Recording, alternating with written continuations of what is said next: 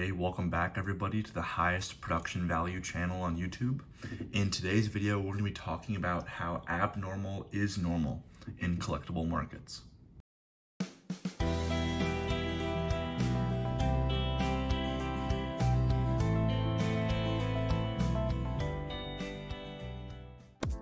So we're going to be talking about abnormalities in collectibles and why they're more common than you think.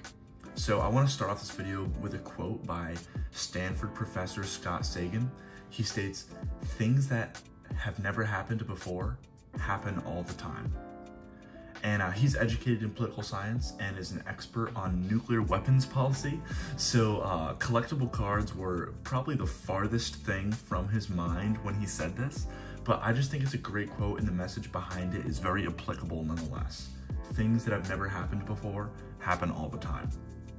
Because we're often caught looking at the past to influence future decisions. And looking at the history of the hobby to influence future decisions can be flawed because the current hobby is indistinguishable from years past. You know, history can be used as a rough guide, but it shouldn't be like some roadmap for the future. Now, the hobby saw a huge increase in attention around 2014, with people being drawn to gold stars after people realized how rare they were, and it was called the gold star bubble.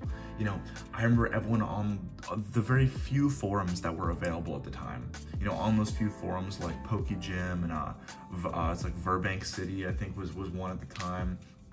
All those kind of forums, you know, people were calling for a crash because all of a sudden these gold stars just shot up in value. And now those prices seem dirt cheap, but at the time things doubled, tripled, quadrupled in the span of like a few months as people all started to gravitate towards these gold stars just like out of the blue. And you know, so people called for the crash, and it didn't really crash, but the market did quiet down for a year or so until the summer of 2016 when Pokemon Go came out. If any of you guys like me were around in the hobby when Pokemon Go came out, it was insane. The hobby exploded once more, but now it was on a much larger scale. Like the gold star bubble was, you know, as it suggests, gold stars.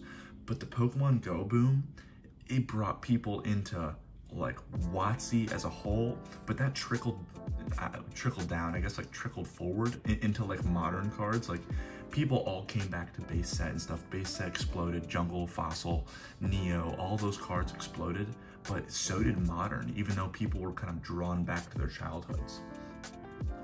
And you know, everyone shouted from the rooftops that it was a bubble and it was going to crash soon as this happened. Everyone's like, these prices can't triple overnight. How is this possible? This is so unsustainable.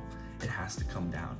And you know, once again, it did quiet down partially for a few years, but then it exploded again in 2020, just a few years later, with the Logan Paul hype. And they saw a second explosion like right after that with COVID in a very short time period, like within a few months of each other. And people called it a bubble, saying, you know, things had to come back down to earth. But since then, we've seen another explosion. And this time it's more specifically in the Japanese market, like with the Poke-Kayun and like, you know, the Neo and all these Japanese cards I have. Disregard the Cream, I just kind of want to show it. But like, now our explosion is in the Japanese market. And now, you know, like clockwork, the Japanese market is being called a bubble. And, you know, we're once more waiting for a crash. But every time the market surges like this, you know, it does quiet down afterwards, but prices are still multiples more expensive than it was before the hype. Like, sure, let's use base set Charizard. Before COVID, base set Charizard in the 10 was a few $100s, probably like 400 or so, I don't know, or like around there. And then during COVID, it shot up. It was worth like 5,000, 6,000. It was hitting these crazy numbers. And since then, it has quieted down, but it quieting down is still quadruple what it was right before the boom. So like when people say, oh my God, the market crashed, like not really. Like it crashed from the high, but on like a normal trajectory, it still skyrocketed, if that makes any sense. So like, I kind of take that stuff with a grain of salt, but like, yeah, so if every one of these downturns in every one of these downturns after a huge explosion, people say, you know, oh, that was a black swan event. You know, that was a one-off thing. That's not going to happen again. But if there's a black swan event like every year or every other year, the impact of that event is completely lost. Like, there's been what, like 5 black swan events in the past few, like I just talked about a few of them, you know, Pokemon Go, Gold Star, Pokemon Go, Logan Paul, COVID, now this Japanese market hype, like with the waifus and stuff. And honestly, you could probably put alt arts as a thing in there too. That was like its own thing. Like, there are so many black swan events that the impact of calling it a black swan event is completely lost. If we try to write off each market craze as a black swan event, and then like just resume our thinking from before that event happened, like, oh, you know, that just happened, but now we're back to normal. If we just keep on doing that, we could totally miss what may happen in the future. And you know, this was a quick video, and nothing I'm saying is like really groundbreaking. I'm kind of just like talking about some history of the hobby and kind of saying how it's like, you know, we don't know what's going on. But I think it's important to keep that in mind as our hobby gets bigger and it takes a bigger and bigger seat at like the collectibles table. You can even see it like in the interviews that like PK had with Nat Turner and just how PSA is handling Pokemon. You can see Pokemon is taken a lot more seriously. It was big news. I remember in like 2015 or something, it was one of those years, like years ago, PWCC for the first time had a Pokemon card on their like front page advertisement for the weekly or like the monthly auction. And people lost their minds. We're like, oh my God, we made it. Like we're on the big stage now. PWCC is recognizing us. PSA is putting us in their catalog. That like wasn't happening until a few years ago.